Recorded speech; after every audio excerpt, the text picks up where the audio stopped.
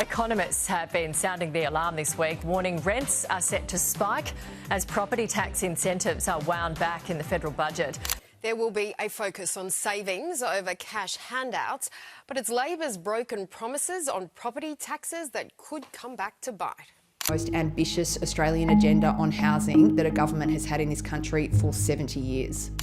The government told you it would be fine.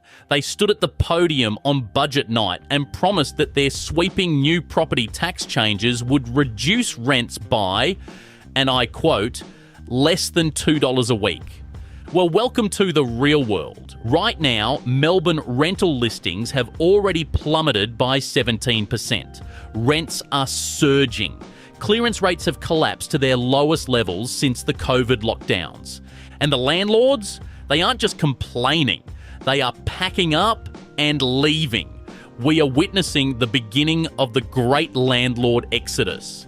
And the terrifying part? The full tax changes don't even kick in until July 2027. This is just the warm-up act. But this isn't just a story about a botched tax policy. It's much bigger than that. For 60 years, Australian property has been the safest bet in the country. Buy a house, wait, get rich. It was practically a national religion. But the 2026 budget may have just done the unthinkable. It may have finally popped Australia's biggest bubble.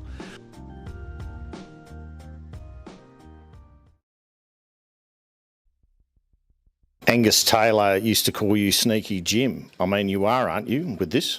No acknowledgement of broken promises, despite the fact that they are blindingly obvious to everybody watching.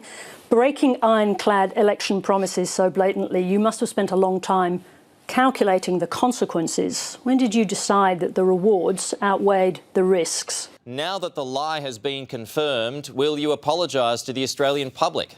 Let's start with the immediate crisis. The government's plan was simple. Restrict negative gearing to new builds only and replace the 50% capital gains tax discount with inflation-adjusted indexation for established properties. And the goal was to push investors toward building new homes, theoretically increasing supply. In theory, it sounds great. In practice, it's like trying to fix a leaky pipe by setting the entire house on fire and then charging the tenants for the privilege of watching it burn. It is a fundamental misunderstanding of how human beings actually behave when you mess with their money. These changes will be hotly contested, and that's just fine by me. Treasury ran the numbers and confidently predicted that this massive rewiring of the property market would barely move the needle on rents. Less than $2 a week, they said. You can almost picture the bureaucrats in Canberra high-fiving each other over a spreadsheet that has absolutely zero connection to reality. Because out here in the real world, the reaction was immediate and brutal. Investors looked at the new rules, looked at the rising interest rates, looked at the endless new compliance regulations, and decided they had simply had enough. They aren't waiting around to see how this plays out. They are hitting the eject button.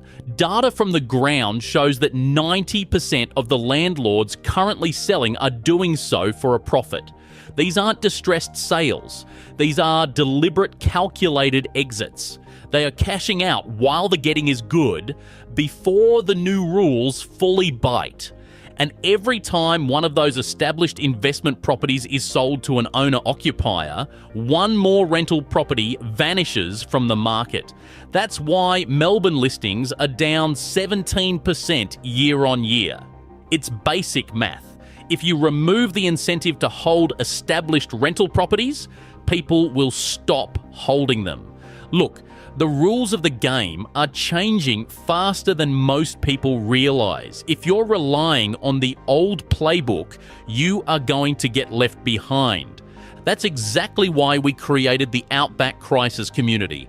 It's an exclusive space where we break down what these policy shifts actually mean for your wallet, your rent, and your future, without the political spin. We share strategies, real-time data, and connect with people who want to stay ahead of the curve. Click the join button below and I will see you inside. Come join us, because you cannot afford to navigate this mess alone.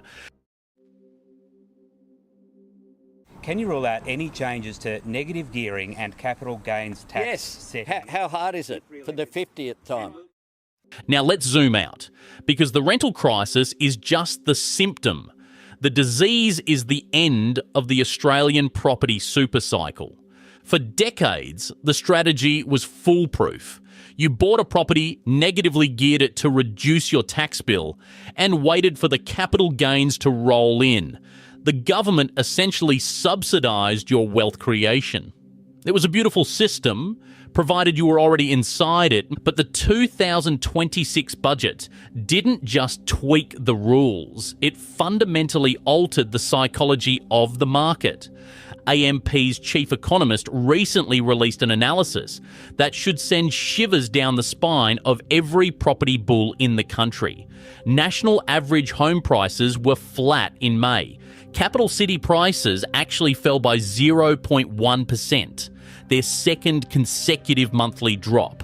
Clearance rates, the percentage of properties successfully sold at auction, have plunged below 55% nationally. We haven't seen numbers that dismal since April 2020, when the entire country was locked inside their homes baking sourdough. The budget was the trigger, but the underlying forces have been building for years. Affordability exhaustion has reached its absolute limit. Buyers simply cannot borrow any more money. Interest rates are biting hard. And now the government has signalled that the era of generous tax concessions for established properties is over. The national religion is losing its followers. And when a religion loses its followers, the cathedrals start to look awfully empty. The psychological shift here cannot be overstated. We have an entire generation of Australians who have never seen a sustained property downturn. They literally do not know what it looks like. Well, they are about to find out. Tonight we choose the hard road of reform, not the path of least resistance. There is a profound, almost painful irony in how this is playing out. The generation that benefited the most from the 60-year supercycle, the boomers who bought cheap, rode the wave of negative gearing and watched their equity explode, are the ones currently cashing out. They are selling their investment properties at the top of the market, locking in their tax-free or heavily discounted gains, and walking away. And who are they selling to? The younger generations who have been locked out for a decade. On the surface, this looks like a win for millennials and Gen Z. Finally, some housing stock is freeing up. But look closer. They are buying at the absolute peak of the market, taking on massive debt at high interest rates, just as the tax incentives that fueled the previous generation's wealth are being dismantled.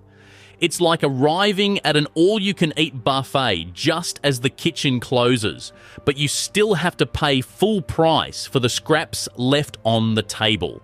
And the guy who just finished eating all the good stuff is standing by the door, counting the cash you just handed him while telling you how hard he worked for his meal. It is a masterclass in intergenerational wealth extraction, dressed up as a housing affordability measure. The government claims these changes will level the playing field. But you don't level a playing field by pulling the ladder up after the first group has already reached the roof. So, where does this leave us? If you are a renter, the immediate future looks incredibly grim. The landlord exodus is real, it is accelerating, and the government's $2 a week forecast will go down in history as one of the most spectacularly wrong predictions ever published by Treasury. Rents will continue to rise as supply evaporates.